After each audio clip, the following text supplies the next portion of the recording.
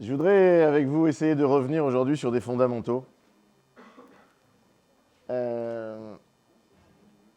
y a beaucoup de jolies idées qui sont transmises dans les connaissances du judaïsme.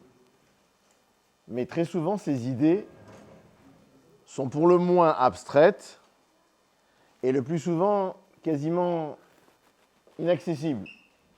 Ce sont des idées. Ce sont des idées. On en parle, mais concrètement, nous ne savons pas ni la manière dont il faut les mettre en pratique, ni surtout la manière dont il faut les aborder. C'est-à-dire comment est-ce qu'on commence un travail là-dessus. Je veux dire un mot qui est tout simple. Le mot « émouna ». D'accord ? Le mot « émouna ». Vous avez entendu déjà des centaines, des milliers de fois. Mais au final, c'est quoi ? Et surtout, ce qui m'intéresse maintenant, c'est d'essayer de comprendre, et on travaille comment là-dessus ? D'accord ? Comment est-ce qu'on travaille là-dessus ? Parce que c'est bien joli de venir de dimanche en dimanche écouter de jolies conférences, mais concrètement, l'application de ces choses-là, comment on la fait naître ? Et je peux citer comme ça, j'ai fait une petite liste ici, une petite liste. Emouna, bitachon, qu'on traduit habituellement par confiance en Dieu. Concrètement, ça veut dire quoi ? Que tu sautes en parachute sans parachute ? Quelle est l'idée ? C'est quoi l'idée ? Et comment ça se travaille ? Comment ça se travaille ? Hirat Shamaim, la crainte du ciel. C'est quoi ce truc-là ? Les mots, on les entend encore une fois, on les entend très souvent. Mais sincèrement, ça ne paraît pas du tout évident de savoir de quoi est-ce qu'on parle. La crainte du ciel. Qui est-ce qui a la crainte du ciel ? Comment ça se manifeste ? C'est quelqu'un qui, toute la journée, va dire Tehillim ? C'est quelqu'un qui, toute la journée, ne pense qu'à autrui et pas à lui-même ? C'est quoi la crainte du ciel ? On va plus loin. L'amour de Dieu. Ahavat Hashem. Ahavat Hashem. Et comment on aime Dieu ? On a déjà du mal à savoir comment on s'aime les uns les autres. Entre êtres humains de même espèce. Allez donc comprendre comment on aime Dieu. Ça paraît très très très compliqué, très abstrait. Encore une fois, très abstrait. Chesed. Comment on accède au chesed ? La cigale, la fourmi, ayant chanté tout l'été, etc. Non, comment on fait pour rentrer là-dedans ? Moi, je veux faire du bien, mais ça veut dire quoi ? Et puis, malgré tout, puisque Be'ezrat Hashem, on vous le souhaite tous, en son temps, comme on le dit, mais vous êtes tous appelés à fonder un couple et une famille. Alors là, quand on aborde la notion de Shalom Bayit,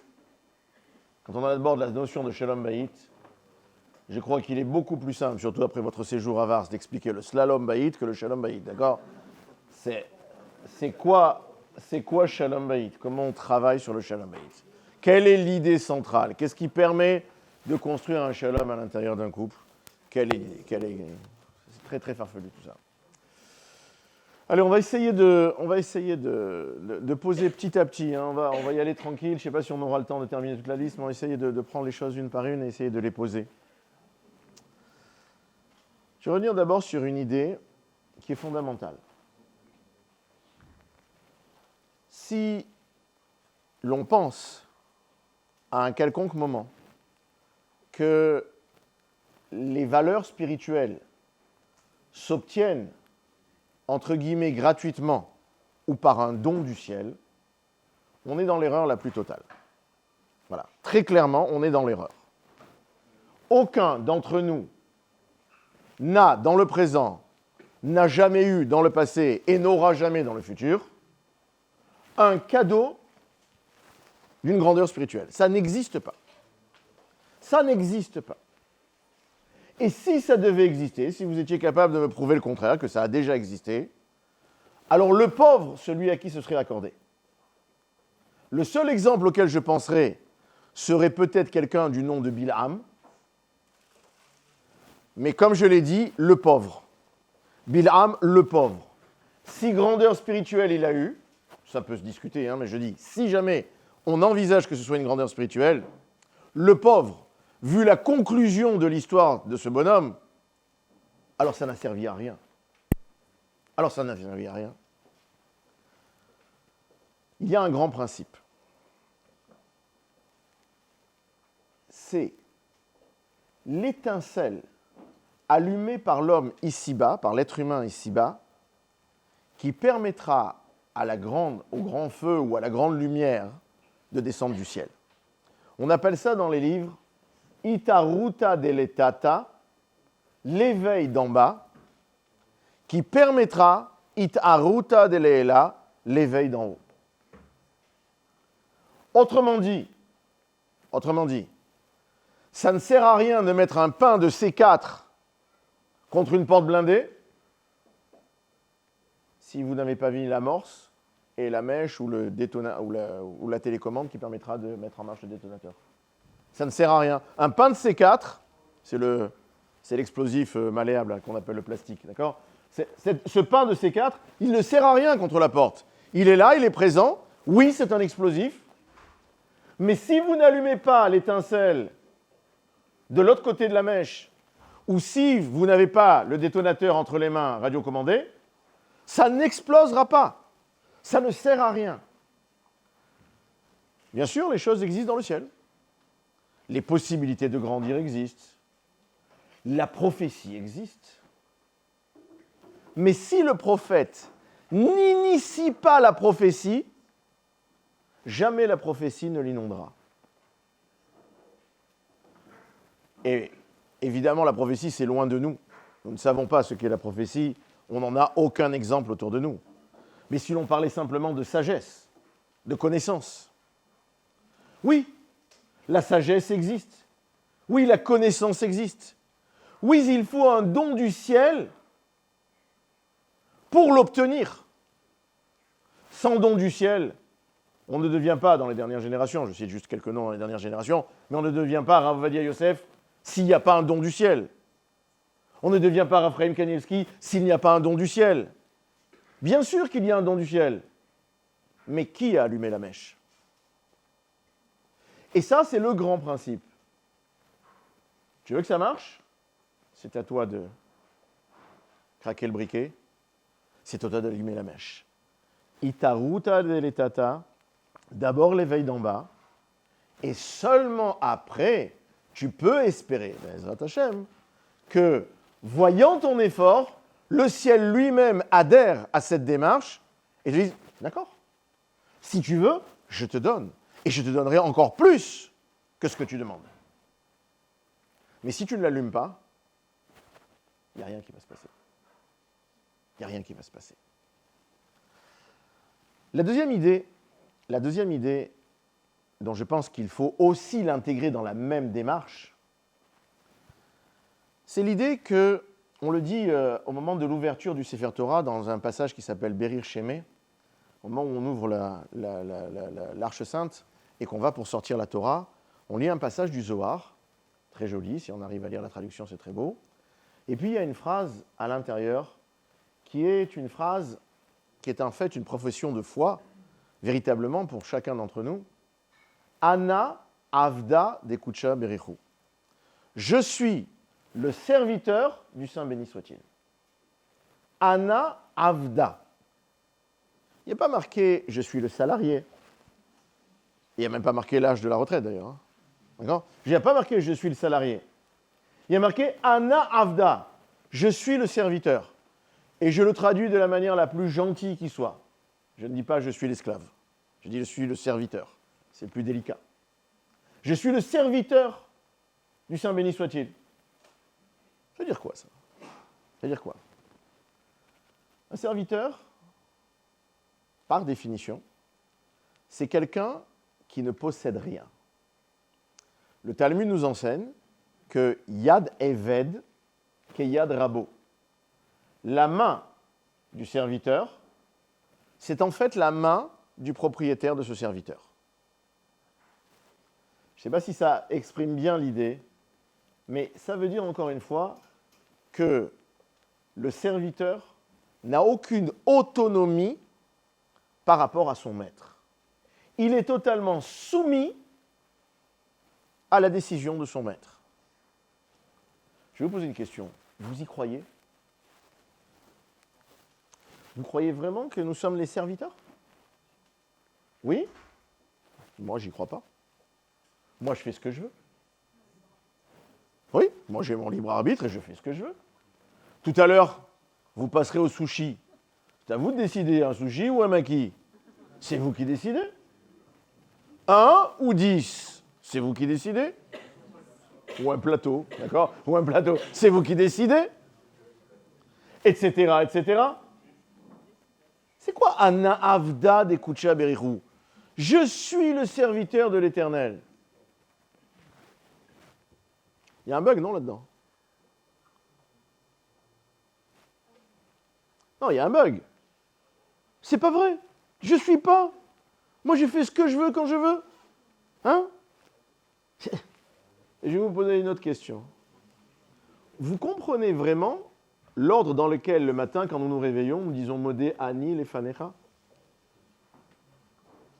Moi, quand je reprends la phrase, alors le matin, quand on se réveille, Modé ou Moda au féminin, Ani, donc reconnaissant je suis, Lefanecha devant toi Hachem. Pourquoi dans cet ordre? C'est pas très respectueux d'Hachem de commencer d'abord par un verbe, Modé, ensuite, moi, Bibi, c'est Bibi, d'accord? Ani, d'accord? Ani, moi, et les fanecha devant toi. Non. Si on parle au roi, alors on devrait dire Votre Majesté, devant vous, je viens exprimer ma reconnaissance. Donc on devrait commencer par Hachem, devant vous, je viens exprimer ma reconnaissance. Et donc finalement, j'arrive bien après la prise en compte d'Hachem. Et finalement, c'est la même question. Finalement, c'est la même question. Parce que la question est de savoir, est-ce que j'ai le droit d'avoir conscience de moi-même? Est-ce que j'ai le droit? Est-ce que j'ai le droit d'être sûr que je vaux quelque chose dans le monde? Oui? C'est important? Lévana, elle a dit oui, alors oui. D'accord? Oui? Je suis d'accord. C'est très important. C'est même la chose la plus importante qui soit. Le Chazon Ish écrit dans Emunah Ubitachon, il n'y a pas de maladie plus désespérée que celle de ne pas s'estimer soi-même. C'est la maladie la plus désespérée. On appelle ça aujourd'hui en psychologie la déprime. D'accord? La déprime ou la dépression. C'est d'une extrême gravité. Mais, le fait de prendre conscience de mes capacités implique automatiquement, comme le disait Spiderman, oh non, c'était le tonton de Spiderman qui le lui a dit, que de grandes capacités impliquent de grandes responsabilités. Mais Dieu. Au moins, il y en a qui connaissent plein de trucs, hein, c'est bien ça. D'accord? Donc, oh, moi j'ai grandi avec Spiderman, alors rigolez pas, d'accord? Donc, bah évidemment. Alors, donc, de grandes capacités, oui, je suis conscient de mes capacités, mais il faut que je sache quoi en faire. Et c'est toute la question de l'humanité. Qu'en faire de ces capacités? Mais qu'est-ce que j'en fais? Hein? Comment? Non, je ne parle pas d'orgueil, je parle de conscience. Je ne parle pas du tout d'orgueil. Savoir juste ce que je suis. Ce n'est pas un orgueil d'être devant la cage aux singes, au zoo, et de dire que je ne suis pas un singe. C'est juste une prise de conscience. Je ne suis pas un singe. Là, c'est la même chose. Je ne suis pas autre chose qu'un être humain avec des capacités. Mais la question est de savoir qu'est-ce que j'en fais. Alors, le matin, quand je me réveille, il est très essentiel et fondamental que Modé Ani. Pour pouvoir exprimer une quelconque reconnaissance, il faut d'abord que j'existe. La conscience de Dieu, elle viendra après. Mais il faut d'abord que je sache que j'existe, que j'en ai conscience, que je l'analyse et que je le prenne en compte. Modé, je sais que la reconnaissance, c'est le vecteur directeur de toute ma vie. Je dois être reconnaissant. Vous savez comment on nous appelle dans certaines langues? Les juifs en français, mais dans d'autres langues. Juden. D'accord? Juden. Ça a été une insulte. Mais c'est le plus beau titre qu'on puisse nous donner. D'où vient le mot Yehudi? Milachon Hodaya.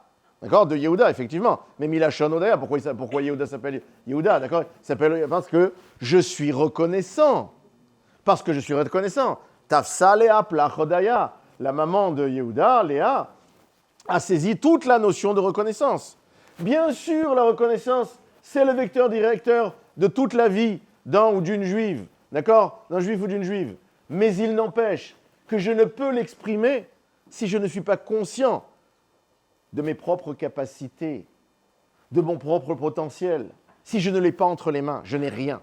D'accord? Je n'ai rien. Mais revient la question, et si j'en suis conscient, j'en fais quoi? Je suppose que ça vous arrive de passer un peu de temps sur YouTube. Excusez-moi, vous êtes déjà la génération TikTok, excusez-moi. Je ne voulais pas vous insulter, hein. Non, je ne voulais pas vous insulter. D'accord? En tous les cas, vous voyez de temps en temps des clips et des vidéos. Le monde est complètement fou. L'essentiel est de savoir quelle est la chose la plus folle qu'on puisse faire. Hein? On y arrivera. On y arrivera. Mais quelle est la chose la plus folle qu'on puisse faire? Les uns grimpent les immeubles à main nue, les autres se jettent des falaises avec un wingsuit. D'accord? Avec un wingsuit. Espérance de vie d'un wingsuiter? Entre 30 et 35 ans, d'accord? Grand maximum. D'accord? Il ne dépassera jamais 35 ans. Mais la question est de dire, mais de toute façon, j'ai tellement de possibilités, qu'est-ce que tu veux que j'en fasse? Et nous, on a une réponse. Une réponse que les gens n'aiment pas dans la rue. Ils ne l'aiment pas. Ana Avda Dekucha Berichou. De tout ce potentiel, de toutes ces compétences que je possède, je vais faire une chose. Je vais servir mon Créateur. Ce n'est pas que mon Créateur m'a servi. Ce n'est pas lui qui impose la servitude sur moi. Je prends à cœur d'être un serviteur de Dieu. Vous entendez? Je viens de planter le décor maintenant juste de l'idée essentielle. Rien ne s'impose à moi, je le choisis. Quand vous étiez petit, vous avez étudié Pascal? Blaise, de son prénom. Ouais, il y en a qui s'en rappellent ou pas du tout? Vous avez étudié le roseau pensant? Vous avez étudié le roseau pensant? La pensée pascalienne, qui représente la pensée chrétienne, analyse que l'être humain est soumis à des pressions, à des difficultés, dans laquelle toute la grandeur de l'humanité s'exprime par sa résistance. Un roseau qui plie mais ne rompt pas. Mais j'en prends de tous les côtés. J'en prends de tous les côtés. Qu'est-ce que c'est triste la vie vue par Pascal? Qu'est-ce que c'est triste? Moi, je voudrais vous dire quelque chose, c'est juste l'inverse. La vie, c'est une suite ininterrompue de bonheur, de joie, lorsque c'est choisi. Lorsque c'est choisi. Il n'y a rien de pire que d'avoir un gosse à la maison. Moi, il y a mon petit-fils là qui est à la maison. Il est venu me passer quelques jours. Mais c'est une horreur, un gosse.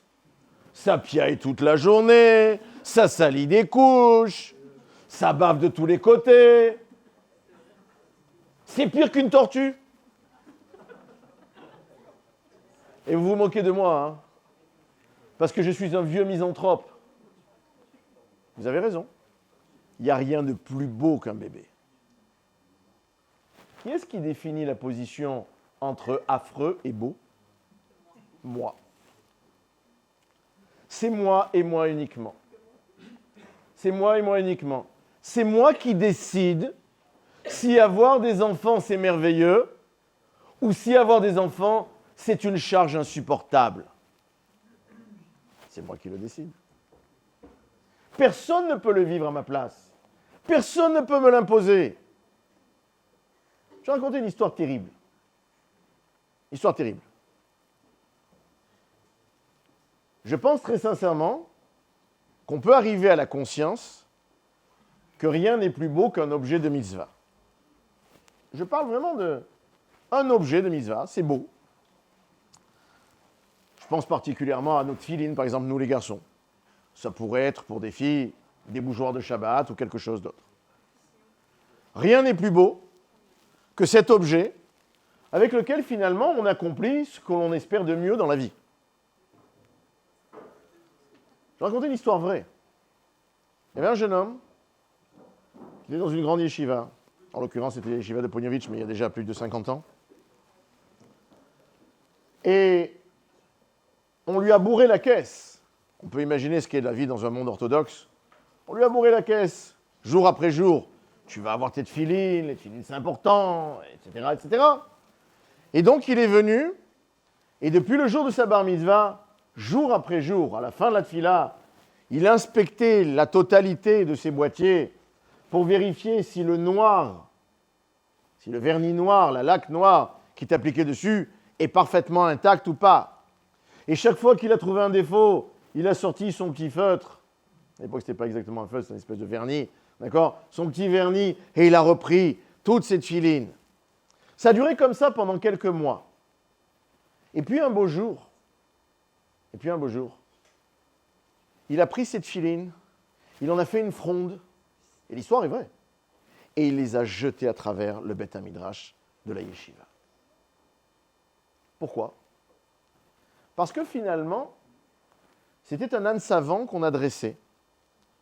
C'est-à-dire qu'on lui a plaqué une idée en lui disant « Tu vas faire de tes tefilines quelque chose de merveilleux, tu dois les prendre en compte, tu dois. » Ça l'a marqué. Il s'est soumis. Mais à un moment donné, la soumission, ça explose. Parce qu'il est très difficile de rester soumis. C'est très difficile. Et c'est presque impossible à vivre. Et qu'est-ce qui manquait à ce jeune homme? Qu'est-ce qui manquait? Le choix et la volonté. Chazak, le Ratzon. La volonté personnelle. La volonté personnelle. Et je répète la phrase de laquelle on est parti. Anna, je suis Avda de Kucha Berichou. Ce n'est pas Dieu qui m'a servi. Ce n'est pas lui qui me met des chaînes. Je veux me mettre à son service.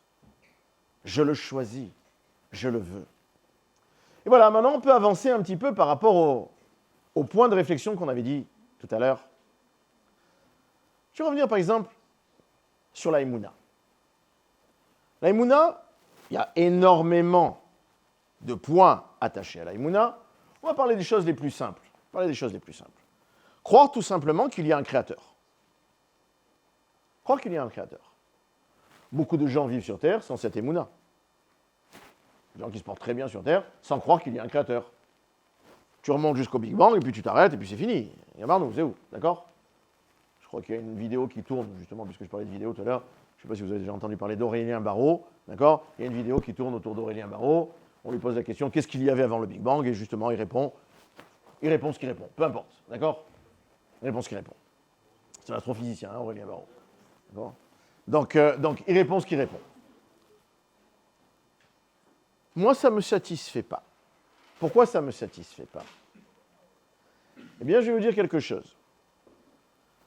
À force de regarder l'histoire, de la lire, de la percevoir à l'échelle macro-historique, c'est-à-dire à l'échelle d'une nation, le peuple juif, à l'échelle de l'humanité, ou bien à l'échelle micro-personnelle, ma petite vie à moi personnellement, je me rends compte qu'il est impossible de percevoir cette vie sans y introduire le facteur maître du monde. J'ai besoin d'y mettre le facteur maître du monde. C'est une notion personnelle. Je ne peux pas prouver la Emouna. Ça ne se prouve pas. Tout le monde connaît l'histoire qui est rapportée dans plusieurs livres, dont le Chovot Halevavot et d'autres livres, où un sage est en réunion avec un noble, et le noble lui dit « Prouve-moi que Dieu existe ». Alors, le sage, par tous les moyens, essaye de le prouver, mais il n'existe pas de preuve. Il n'existe pas de preuve. Et finalement, le noble est appelé quelques secondes à l'extérieur de son bureau. Alors pendant ce temps, le sage saisit la feuille de papier, la plume et l'encrier qui étaient devant le noble, et il écrit un poème où il dessine un dessin. Lorsque le noble rentre, on peut imaginer qu'à l'époque, le papier, c'était quelque chose de très cher. Lorsque le noble rentre, il dit « Qui c'est qui a utilisé mon papier ?»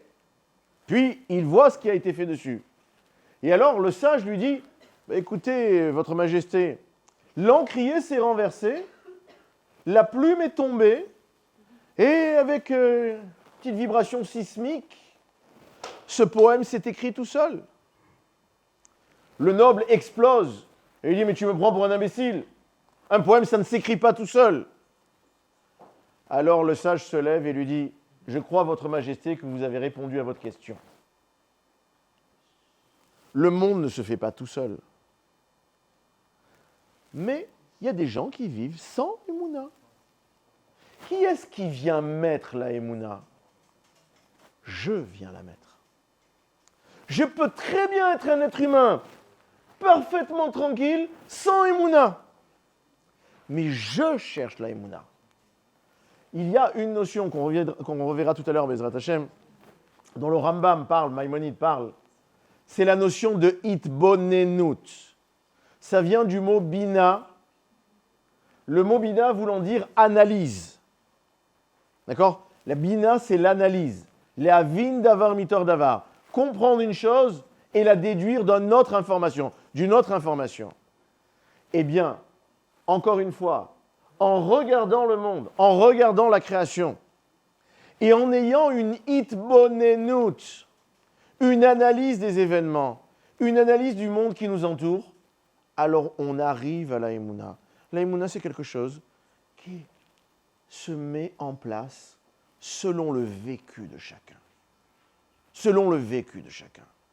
Je vais te raconter une histoire, pour que vous compreniez ce que ça veut dire. Je raconte quelque chose qui est strictement personnel. Strictement personnel. Il y a de cela une quinzaine d'années maintenant, une de mes filles a eu un grave accident de la route. Je passe tous les détails. Quand je dis grave, c'est grave. Mais les urgences de l'hôpital de la Timone n'ont pas jugé nécessaire de la garder et ils l'ont renvoyée à la maison. L'accident est arrivé un jeudi et ils nous l'ont renvoyée un vendredi en fin de matinée. Son état était si critique que dès qu'elle a essayé de s'asseoir à la maison, elle a refait un malaise et que notre médecin de famille, Dr Elkias pour ne pas le citer, a décidé qu'il fallait l'hospitaliser à la maison. Une hospitalisation à domicile, ça demande du matos, et pas qu'un peu. Alors, je me dresse la liste, et je pars chez un fournisseur de matériel médical. Quand j'arrive chez le fournisseur de matériel médical, il est 2h de l'après-midi, ou 3h.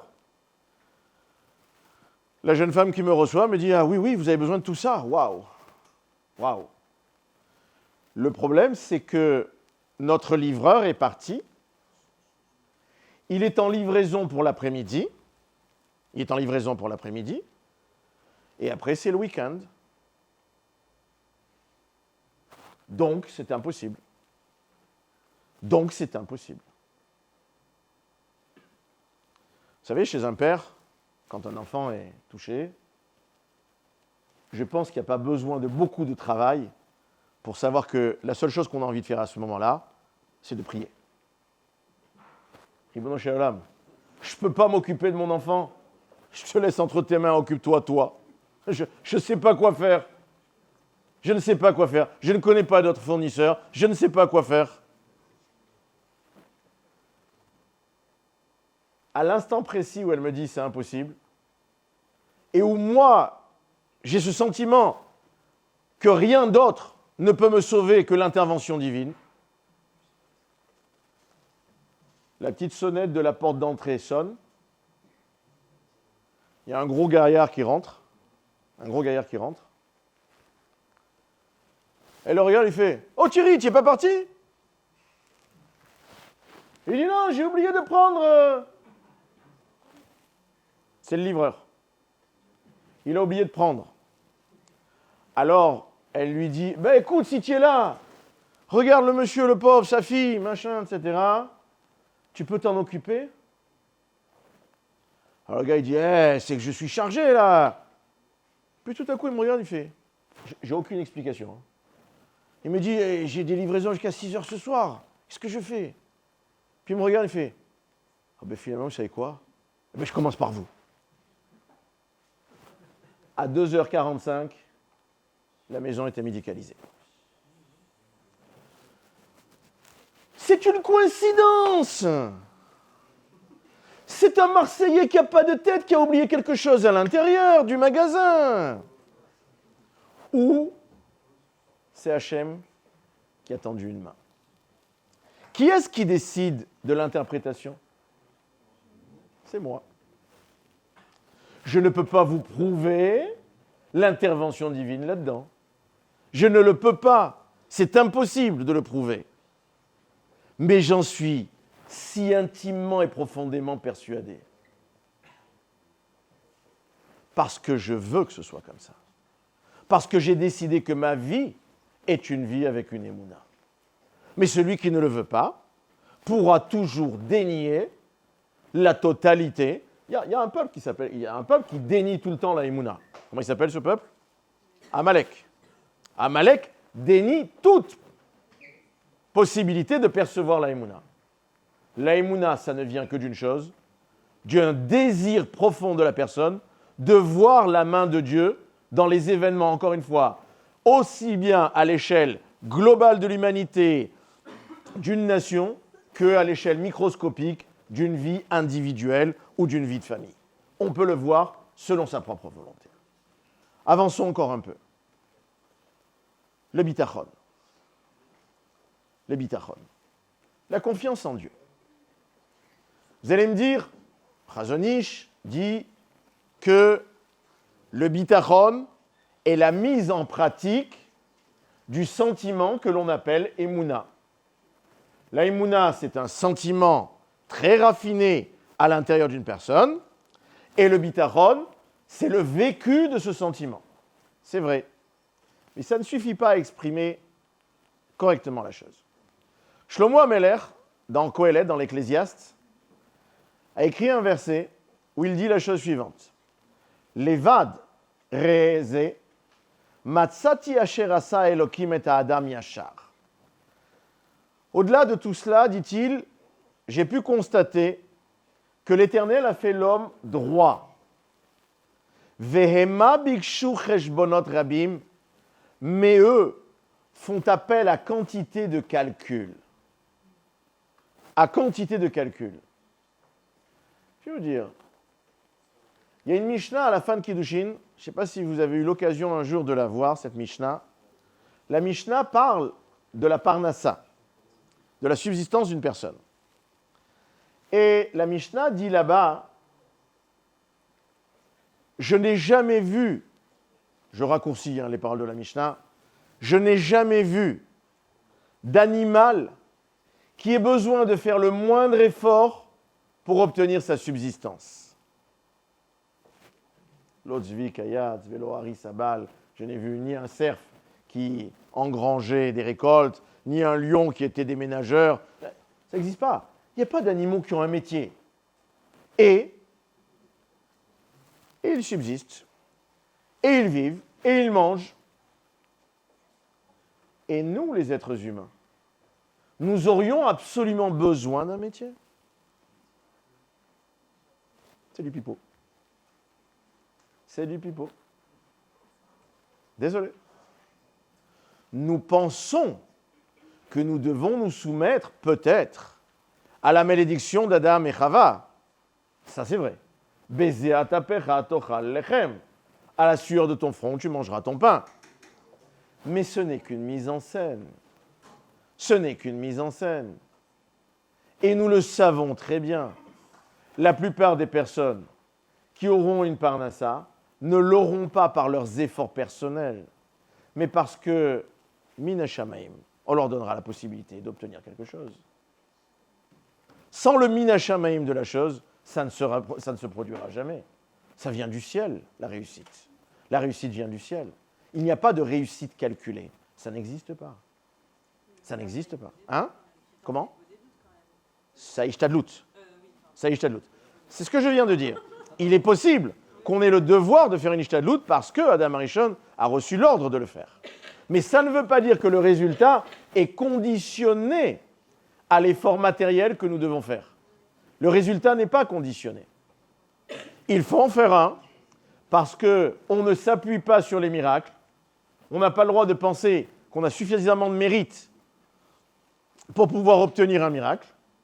Mais ça ne veut pas dire que l'on pense que les résultats sont obtenus par les efforts matériels que nous faisons. Et c'est ça le bitachon. Le bitachon, à nouveau, c'est se mettre soi-même en échec. C'est ça le bitachon. Je décide que je ne suis pas celui qui réussit. Ce n'est pas moi qui réussis. Akol bidei shamaim, c'est Hachem qui s'en occupe. Même si parfois, j'ai le sentiment exact de l'inverse. Je sais bien que c'est moi qui fais des choses. Quand tu as réussi quelque chose, c'est toi qui l'as fait. C'est toi qui l'as fait. Non, je ne veux pas me le dire. Je ne veux pas me le dire. Si je me dis que c'est moi qui ai entre mes mains la réussite des choses, alors je ne vis plus avec Dieu. Et je prends un exemple. Un exemple qui est rapporté dans la halakha. Est-ce qu'on a le droit de prendre des médicaments quand on est malade? Oui. Ça vous paraît évident? Non. Ce n'est pas évident du tout. Hein? Comment? Exactement. Mais il y a un verset qui dit que verapo yerapé. Le médecin qui a des connaissances se doit de s'occuper du malade. On nous délègue quelque chose. Mais il est une obligation. C'est d'avant d'ingurgiter un médicament, il est nécessaire de dire, je vais le dire en français, on devrait le dire en hébreu, mais on peut le dire en français aussi, je souhaite, Hachem, que ce médicament, tu lui accordes la possibilité de m'apporter la guérison. Parce que ce n'est pas la molécule qui guérit. CF, le vaccin anti-Covid. D'accord? Non, ce n'est pas la molécule qui guérit. D'accord? Ce n'est pas la molécule. C'est l'intervention divine, peut-être à l'intérieur de la molécule. Ça, je suis d'accord. Ça, je suis prêt à l'accepter. Je précise juste que c'est un grand malade qui dit ça, je précise. Non, je dis ça sérieusement. Ça veut dire. Je suis sous corticoïde toute l'année, donc je sais de quoi je parle, d'accord? Mais oui, c'est possible qu'on puisse penser qu'à l'intérieur de la molécule, ce soit l'intervention divine qui décide de la chose. C'est ça le bitachon. Le bitachon, ce n'est pas un fou furieux qui traverse les chutes du Niagara sur un fil. C'est pas ça. C'est pas quelqu'un qui grimpe l'Everest en chemise hawaïenne et tongs. C'est pas ça. C'est pas ça le bitachon. Le bitachon, c'est quelqu'un qui connaît parfaitement les tenants et les aboutissants de la création. Qui sait que dans le monde, il y a des éléments matériels qui peuvent avoir un effet, mais qui se dit en même temps qu'au final, il veut remettre la main et le résultat, pas la main, il veut remettre la puissance et le résultat entre les mains d'Hachem. C'est lui qui le décide. Le bitachon, ça se travaille, ça se décide. D'accord? Ça se décide. Est-ce qu'au final, dans le bitachon, il y a un résultat concret? Oui. J'insiste là-dessus. et je vous le garantis, je vous le souhaite, et je vous le garantis, le jour où vous aurez travaillé votre bitachon, vous en verrez les fruits de manière explicite. Explicite. Ça se travaille et le résultat est explicite. Racontez juste une petite histoire. J'avais à l'époque un scooter, avant d'avoir une moto. Mais mon scooter avait la fâcheuse habitude à Marseille, les scooters ont la fâcheuse habitude de partir sans leur propriétaire. Allez savoir pourquoi. Avec des gens toujours un peu plus bronzés que d'habitude. Donc, allez savoir pourquoi mon scooter avait l'habitude de partir se promener tout seul. Et voilà que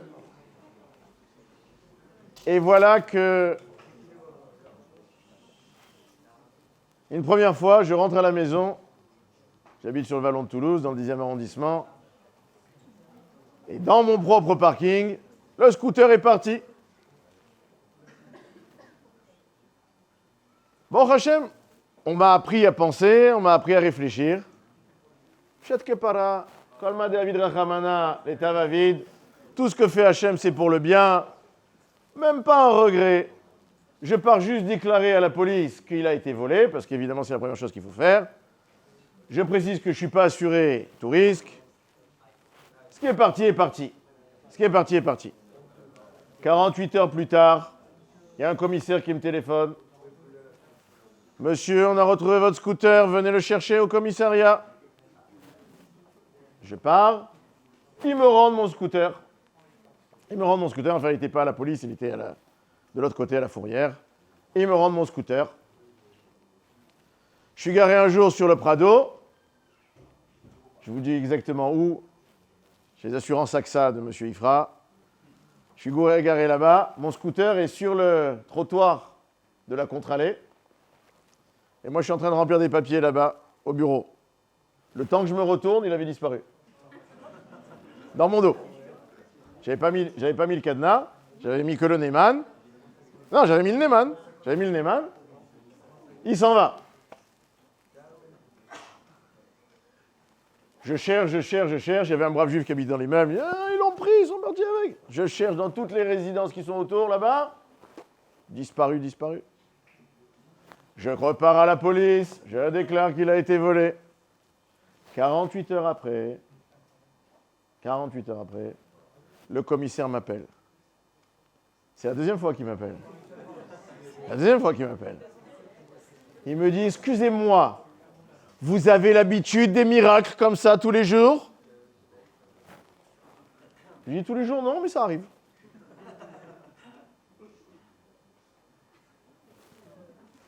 Je précise que ça m'a fait décider, j'en avais marre de courir derrière mon scooter, donc j'ai décidé de prendre une moto, c'est beaucoup mieux. Mais ça veut simplement dire une chose. Tu veux vivre avec bitachon, alors la main de Dieu devient plus perceptible et elle se révèle à toi. C'est toi qui décides de la règle. Soit tu occultes la présence divine, auquel cas, malheureusement, elle se cache de toi, soit tu décides de la révéler et elle se révèle à toi. Avançons encore un peu. On a parlé de crainte du ciel, on a parlé d'amour de Dieu. Les deux étant les pendants d'une même idée quelque part, la crainte et l'amour. Le Rambam écrit la chose suivante. Il écrit dans le 2e chapitre des Yesodei HaTorah, des principes de la Torah. Comment est-ce qu'on arrive à l'amour et à la crainte de Dieu?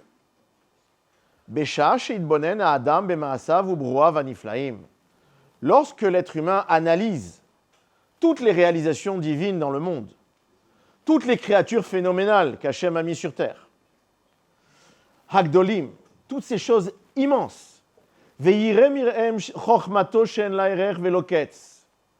et qu'il constate la sagesse infinie qui a permis cette création. Miyad ou oev ou meshabeach ou mefaer. immédiatement, il aime le Créateur et veut le louer. Umitavet avagdola lida Hashem agadol. Et il désire tout à coup être encore plus proche d'Hachem. Comme il est dit dans les psaumes, Tsama nafshi lelokim lekel chai. J'ai soif, mon âme a soif de la proximité divine. Il y a ici une démarche. Cette démarche, elle est quasi scientifique. Je vais observer le monde autour de moi. Et cette observation, elle va me servir à une chose. Elle va me servir à révéler ma perception de la réalisation divine. Oui. Moi, je suis très vieux et j'ai connu les premiers PC en 1982-83. Ouais, c'est très vieux. Je reconnais. C'est juste après qu'on soit sorti de l'Arche de Noé. Et de suite après. Les premiers PC, ils avaient des écrans monochromes. Monochromes. Alors les premiers, c'était vraiment blanc et noir. Après, on a fait un progrès phénoménal. Ils étaient ou orange et noir, ou vert et noir. Et on pouvait jouer au ping-pong en ayant une barre qui se déplaçait de haut en bas, comme ça, et qui remplaçait, etc. Et puis un jour, en 1986, je m'en rappelle, j'étais en Israël, et j'ai acheté un PC phénoménal, avec un écran 4 couleurs. Non, il n'y avait pas Windows. Non, il n'y avait pas Windows. Il y avait le DOS, 3,1. D'accord ? 3 points. D'accord ? C'était le DOS seulement. Disk Operating System 3,1. C'était extraordinaire. On ne pouvait absolument rien faire avec un PC à l'époque, mais moi j'étais fada de ça. 4 couleurs. Waouh. Waouh. Mais de suite après, avant même d'arriver aux années 90, on est passé à 16 couleurs. Et le jour où on a sorti un 256 couleurs, je crois que c'était l'Amiga d'Atari qui était le premier 256 couleurs, on a sorti un 256 couleurs. Oh là là là là là là là là, une progression extraordinaire. Excusez-moi, combien nos yeux sont capables de différencier de nuances ? 512 ? Non, pas 512. Des milliards. C'est quasiment infini. D'accord ? On a une perception quasiment infinie. Je ne sais pas s'il y en a qui font du graphisme. Il y a ce qui s'appelle le sRGB. D'accord ? Donc on peut avoir une gamme de couleurs quasiment infinie. D'accord ? Quasiment infinie. Et nos yeux sont capables de le différencier. Je parle plus du côté des filles que des garçons, mais je pense qu'aucune fille au monde ne dira jamais qu'après avoir lavé un vêtement une première fois, il a la même couleur qu'avant. Vous êtes capable immédiatement de sentir la très légère décoloration qui s'est produite. Mais vous le sentez immédiatement. De suite. C'est ce qui fait marcher le commerce d'ailleurs. C'est pour ça que vous rachetez des vêtements. D'accord ? Parce que vous savez que ça s'est décoloré. Et tout le monde est capable de percevoir dans les feuilles d'un arbre,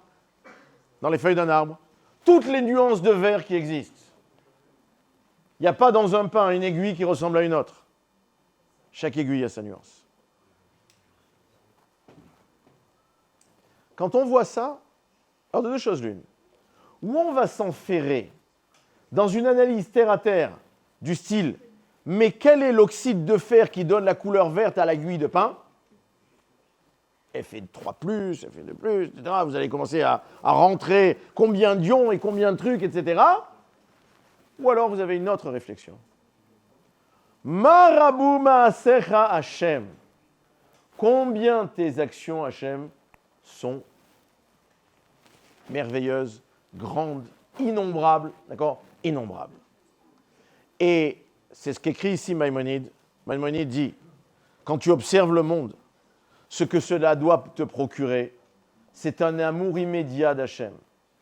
C'est toi qui vas le faire naître, encore une fois. Tu regardes le monde pour cela. Tu regardes le monde pour cela. Je vous rappelle que tous les petits juifs, à Rosh Chodesh Nissan, courent pour trouver un arbre en fleurs, un arbre fruitier en fleurs, pour aller faire Birkat Hailanot. On veut faire la bracha. Tous les petits juifs, ils courent à partir du 7 du mois juif pour aller voir la lune. Ouh, la lune! On ne travaille pas à la NASA, hein? Mais on est tous dans la lune. parce qu'on a envie de voir ce qu'Hachem a fait de beau. On n'a peut-être pas encore eu l'occasion, mais tous les 28 ans, on se précipite pour aller voir le soleil dans la même position qu'il était au moment de la création. Tous les 28 ans. Et on garde le compte depuis la création. Pour se dire, oh là là, Birkat Hachama, on va pouvoir y arriver. Parce qu'on a envie d'aimer Dieu. Parce qu'on est initiateur de cet amour de Dieu en regardant la création. Et le Rambam continue, il dit,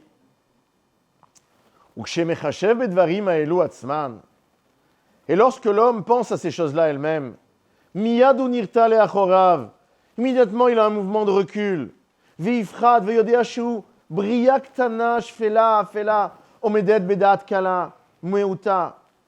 il se rend compte combien il est petit dans cette infiniment grande création. Et sa petitesse va l'amener à quoi? Eh bien, il arrivera à la crainte d'Hachem. D'accord, il arrivera à la crainte d'Hachem. Et à nouveau, c'est son analyse et sa réflexion qui fera naître en lui la crainte divine. Elle ne viendra pas toute seule. Ça ne s'inclut pas en l'être humain de manière spontanée. Non, pas du tout. La crainte, l'amour, c'est moi qui les fais naître. C'est moi qui les fais naître. Je pense qu'on va s'arrêter là pour ce soir. On pourrait développer à l'infini quasiment. On pourrait développer à l'infini. Je voudrais juste dire une chose ici. À des personnes d'un certain âge, il est extrêmement difficile de dire que l'essentiel, c'est d'entreprendre. C'est d'être le principe actif de sa propre vie. Mais à des jeunes gens, on peut le dire et leur dire « Regardez ce que vous avez entre les mains. Regardez ce que vous avez entre les mains. Vous avez entre les mains la possibilité de faire de votre vie une véritable œuvre d'art. Une œuvre d'art. Il y a une très jolie expression qui a été écrite par un auteur qui s'appelle Richard Bach. Richard Bach, ça dit peut-être quelque chose. Jonathan Livingston le Goéland, pour ceux qui connaissent. Et Richard Bach a écrit la chose suivante. Ta vie est comme un cahier. Tu peux en faire un brouillon rempli de ratures. Tu peux en faire un cahier modèle ou une œuvre d'art. Mais tu peux aussi le déchirer. C'est-à-dire que de sa vie, tout dépend de ce que l'on décide d'en faire. Et si l'on parle de valeurs spirituelles, le point essentiel à tout démarrage d'une valeur spirituelle, c'est de savoir que je suis maître de la situation et que c'est moi qui initie toute progression. C'est moi qui initie toute progression. Je serai un grand Bahamine, quelqu'un qui a beaucoup d'émouna, si je décide d'être un grand Bahamine. Je serai un vrai Baal Bitachon, quelqu'un qui a une vraie confiance en Dieu, si je décide d'être un Baal Bitachon. Je m'occuperai de faire du bien autour de moi, si je décide d'en faire. Pas si j'ai beaucoup d'argent. C'est pas ça la question. C'est si je décide d'en faire.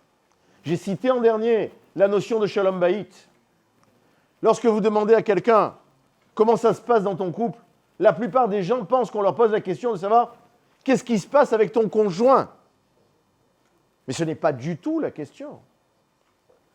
Lorsqu'on pose la question comment ça se passe dans ton couple, la question n'est pas de savoir si ton conjoint réagit correctement à ce que tu attends, mais de savoir qu'est-ce que tu fais pour que lui soit satisfait de la relation avec toi. C'est ça le Shalom Bayit. C'est pas l'inverse.